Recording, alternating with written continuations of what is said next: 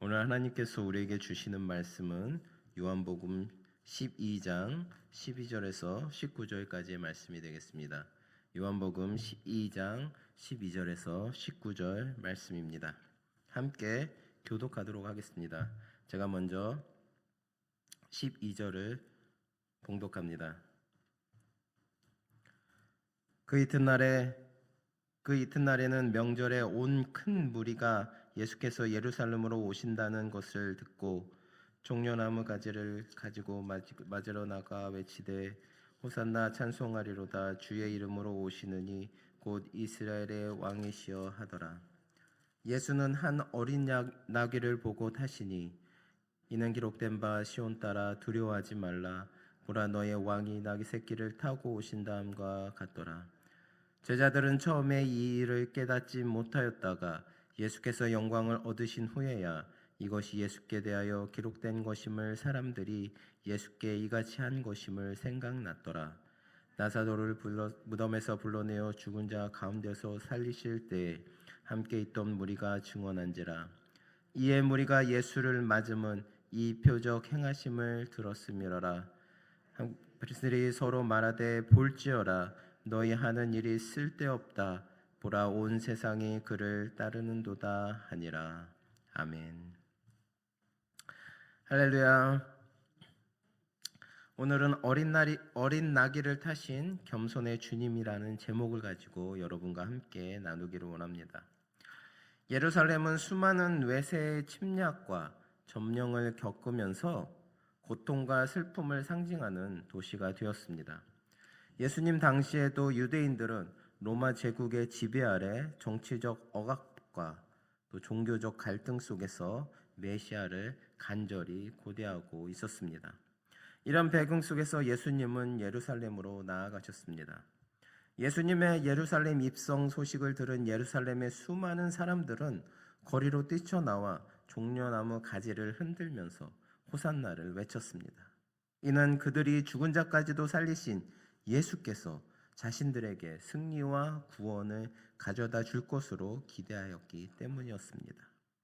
물론 그들의 기대는 영적이고 궁극적인 것이 아니라 지극히 현세적인 것으로서 로마 제국의 압제로부터 해방되어 정치적 메시아 왕국의 영광과 축복을 누리려는 것에 지나지 않았습니다. 오늘 본문을 살펴보면 12절과 13절은 예루살렘으로 승리의 입성을 하시는 주님을 맞으러 나온 군중들에 대해 언급하고 있습니다. 이 군중들은 예수님께서 예루살렘으로 오신다는 소식을 듣고 종려나무 가지를 가지고 몰려나와 호산나 찬송하리로다 주의 이름으로 오시느니 곧 이스라엘의 왕이시여 라고 외쳤습니다. 우리는 이러한 군중들의 열광적인 환호에 주님께서 어떠한 모습을 보이셨는지를 묵상하면서 우리들이 받은 사명과 하나님의 뜻을 이루기 위해 먼저 우리들이 어떠한 자세를 가져야 하는지에 대해서 알아보고자 합니다. 먼저 12절을 보면 명절에 큰 무리가 주님을 영접하기 위해 나왔다고 말씀하고 있습니다. 여기서 명절이란 이스라엘의 3대 절기 가운데 하나인 유월절을 말합니다. 바로 패스오버를 얘기하고 있습니다. 그런데 기록에 의하면 예수님께서 십자가에 달리시던 이 때에 예루살렘의 유월절을 지키기 위하여서 모인 유대인들의 수는 약 270만 명 정도였다고 합니다. 따라서 이들 모두가 주님을 맞으러 나오지는 않았을지라도 그 당시로서는 실로 엄청난 많은 수의 사람들이 주님을 맞이하기 위해서 나왔을 것은 틀림이 없었습니다. 그런데 13절을 보면 이처럼 엄청난 수의 사람들이 종려나무 가지를 흔들면서 호산나 찬송하리로다 이스라엘의 왕이여 라고 외쳤다고 하였습니다. 여기서 호산나는 우리를 구원하소서라는 뜻입니다. 이는 군중들이 예수님을 메시아로 생각했음을 의미합니다. 하지만 문제는 그들이 예수님을 자신들의 죄에서 구원할 그런 메시아가 아니라 단지 이스라엘을 로마에서 구원할 정치적 메시아로 생각했다는 것입니다. 이처럼 수많은 무리들이 주님을 정치적 메시아로 생각하면서 종려나무를 흔들며 환호한다고 하였을 때 주님께서는 세상의 권력자들처럼 화려한 병거나 준말을 타고 호령하는 모습이 아니라 그저 어린 나귀를 타고 입성하시면서 겸손한 모습을 잃지 아니하셨던 것입니다. 그리고 묵묵히 십자가를 통해 구원을 이루시는 진정한 메시아의 길을 걸어가셨습니다. 이것이 주님이 하나님의 뜻을 온전하게 이루실 수 있었던 비결입니다. 만약 저희들이 그 수많은 사람들이 저희 한 사람 한 사람을 위해서 환영하면서 나온다면 저희들은 어떨 것 같아요? 이렇게 겸손의 모습으로 나올 수 있을 것 같습니까? 아닙니다. 저희들은 그 많은 사람들이 저희들을 지지하고 또 환영한다고 하면, 환호한다고 하면 세상의 권력자들처럼 저희들 또한 화려한 말을 타고 호령하는 모습으로 나아갔을 것입니다. 하지만 우리 예수님께서는 하나님의 뜻을 온전히 이루시기 위하여서 겸손의 모습으로 나아가셨던 것입니다. 그러므로 사랑하는 성도 여러분, 우리 역시 하나님으로부터 받은 사명을 올바로 이루기를 원한다면 먼저 이처럼 우리에게 밀려오는 세상의 압력과 기대에도 흔들리지 않는 견고함을 가져야 합니다. 우리 모두는 그 어떤 세상의 압력이나 왜곡된 기대가 거세더라도 먼저 하나님의 뜻을 위해 흔들리지 않고 나아가려는 견고한 믿음과 확고한 태도를 가져야 하겠습니다. 그리하여서 이 세상적으로 볼 때는 잠시 실패한 것 같으나 하나님의 섭리 속에서 영원한 승리를 거둘 수 있는 지혜롭고도 견고한 성도들이 되시기를 바랍니다. 오늘 본문 말씀 14절을 보면 예수님께서는 한 어린 나귀를 만나서 타셨다고 말씀하고 있습니다.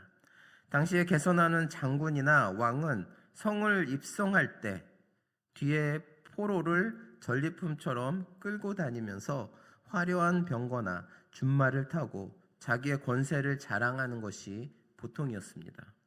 하지만 우리 주님께서는 화려한 수레나 가마는커녕 아직 아무 짐도 실어보지도 않은 어린 나귀 새끼를 타고 들어오셨습니다. 그것은 바로 이미 하나님 아버지께서 오래전에 선지자 스가랴를 통해서 이스라엘의 왕이 나귀 새끼를 타고 오리라고 예언해 두셨기 때문입니다.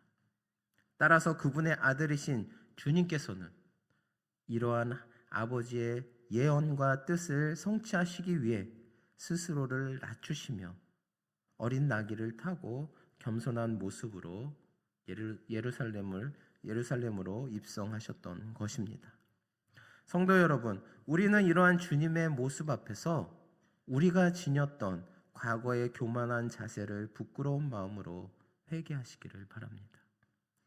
그리고 주님처럼 하나님 아버지의 뜻이라면 기꺼이 자신을 낮추고 순종함으로써 그분의 뜻을 온전히 이루어 드리시는 저나 여러분 되시기를 바랍니다. 오늘 본문 말씀 16절을 보시면 제자들은 처음에는 스가랴서에 예언된 말씀과 예수께서 나귀를 타고 입성하신 이유를 알지 못하다가 나중에야 그 의미를 깨달았다고 말씀하고 있습니다. 즉 그들은 예수님께서 십자가 고난을 당하시고 부활 승천을 하신 후 성령을 보내어 진리를 깨우쳐 주신 후에야 이 모든 말씀과 사건에 대한 진정한 의미를 깨달았다는 것입니다. 말씀은 성령의 조명과 도우심이 있어야만 그 말씀 속에 감추어진 비밀과 진리를 깨달을 수가 있는 것입니다.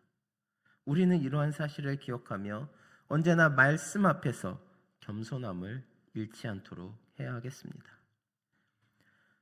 말씀 앞에서 교만도 낙심도 하지 말고 오직 겸손한 마음으로 하나님께서 우리에게 주신 그 말씀의 진리와 신비를 깨닫기 위해 평생 배우고 힘쓰는, 그리하여 성령의 도우심과 은혜 가운데 말씀의 깊은 의미를 깨달아서 그리스도의 거룩한 빛을 발하는 성숙한 성도로 변화하시기 바랍니다. 마지막으로 18절을 보시면 이에 무리가 예수를 맞음은 이 표적 행하심을 들었음이러라 라고 말씀하고 있습니다. 여기서 이 표적이란 예수께서 나사로를 죽은 자 가운데서 살리신 것을 의미합니다. 즉 무리들은 예수님께서 죽었던 나사로를 다시 살리신 그 이적을 그분의 메시아 되심에 대한 결정적 표적으로 생각하고 예수께서 예루살렘에 입성하시자마자 열렬하게 환호하였던 것입니다. 하지만 이들은 예수님께서 체포되어서 빌라도에게 재판받으실 때에 예수님을 십자가에 못 박으라고 소리쳤던 사람들입니다. 이들의 신앙은 십자가에 기초하지 않은 신앙이었습니다. 그래서 그 중심에 십자가가 없는 신앙이었기 때문에 쉽게 무너지며 사라져 버렸던 것입니다. 예수님을 메시아로 환영하였음에도 불구하고 그들의 조건에 맞지 않는 예수님을 발견하자마자 그들은 바로 예수님을 십자가에 못 박으라고 소리쳤던 것입니다. 이렇게 아무것도 아닌 신앙을 가지고 있던 것입니다. 사랑하는 성도 여러분, 우리는 우리 자신의 신앙을 되돌아보아야 하겠습니다. 그래야 과연 나의 신앙은 십자가에 기초하고 있는가? 과연 중심에 십자가의 주님을 모시고 있는가를 진지하게 살펴보아야 하겠습니다. 그래야 저희 마음속에 진정한 십자가가 새겨져 있지 않다면 두렵고 떨리는 마음으로 회개하며 주님 앞에 엎드리도록 해야 하겠습니다. 우리가 드리는 기도와 찬양이 과거의 십자가 없는 헛된 믿음으로 종려나무 가지를 흔들던 유대 백성들의 외침과 같지 않은지 진지하게 살피고 반성하는 저나 여러분 되시기를 바랍니다. 지금 내가 하고 있는 이 신앙생활이 하나님 앞에 드려지는 나의 예배가, 하나님 앞에 올리는 나의 기도가, 나의 찬양이 진정으로 내 안에 예수님을 모시고 그 십자가 신앙을 붙들고 나아가고 있는 것은 아닌지, 나아가고 있는지, 아니면 그저 하나님 앞에 보여주기 식의 그런 신앙인지 다시 한번 살펴보시기를 바랍니다. 행여 여러분의 신앙이 십자가의 중심의 신앙이 아니라면 지금부터라도 하나님 앞에 회개하며 올바른 신앙을 회복하시기 바랍니다. 성도 여러분, 오늘 본문을 보면 주님께서는 세상적 관점을 가지고 환호하는 유대인들의 무리들 속에서 조금도 흔들리지 아니하시고 예언된 말씀을 따라 겸손하게 나귀 새끼를 타고 예루살렘 성으로 들어가셨습니다. 그리고 마치 잡혀가는 사람이 흔적을 남겨 자신을 찾도록 만들듯이 주님께서는 이러한 겸손한 모습을 통해서 오늘 우리에게도 주님을 찾고 따르도록 인도하고 계십니다. 따라서 우리 역시 모든 인간적인 교만한 마음을 버리고 하나님의 뜻을 위해 기꺼이 우리 자신을 낮추고 겸손하게 순종함으로써 하나님이 원하시는 모든 뜻을 이루어드리는 충성스러운 하나님의 자녀들이 되어야 하겠습니다. 세상에서는 너무나 많은 것들이 저희들의 신앙을, 저희들의 믿음을 흔들고 있습니다. 약하게 만들고 있습니다. 너무나 우리들을 유혹하고 있습니다. 우리들은 그런 유혹에서 흔들리지 않고 예수님께서 말씀을 붙들고 하나님의 뜻에 따라 순종함으로써 겸손의 모습을 보여주심으로 온전히 하나님의 뜻을 따라 나아갔던 것처럼 저희들 또한 이 세상의 어떠한 유혹 가운데서도 흔들리지 않고 온전히 하나님의 말씀을 붙들고 겸손한 마음으로 하나님을 의지하며 나아가야 하겠습니다. 그럴 때 하나님께서 이 세상의 유혹과 또한 이 세상이 주는 어려움 속에서 저희들이 이겨낼 수 있도록 도움을 주시고 함께하여 주시는 것입니다. 오늘 하루도 또 세상 속에서 살아가시는 여러분 가운데 하나님의 굳건한 붙드심이 있으시길 바랍니다. 그리하여서 흔들림 없는 그런 하나님의 자녀의 모습으로 살아가시는 저나 여러분 되시기를 바랍니다. 기도하시겠습니다. 사랑의 하나님, 저희들 온전히 주님의 은혜 가운데 또 주님의 자녀 삼아주심을 감사드립니다. 또한 이 세상의 주인이자 또 왕으로 오신 주님을 찬양합니다. 저의 삶의 구원자이신 주님께 저의 마음에 왕자를 내어드리고 온전히 주님만이 저희들만의 왕이자 또 주님이신 것을 늘 고백하며 나아가게 하여 주시옵소서. 저희 또한 주님을 본받아 보냄받은 자리에서 늘 겸손하게 행하며 주님을 온전히 따르는 삶이 될 수 있도록 인도하여 주시옵소서. 감사드리며 예수 그리스도의 이름으로 기도드립니다.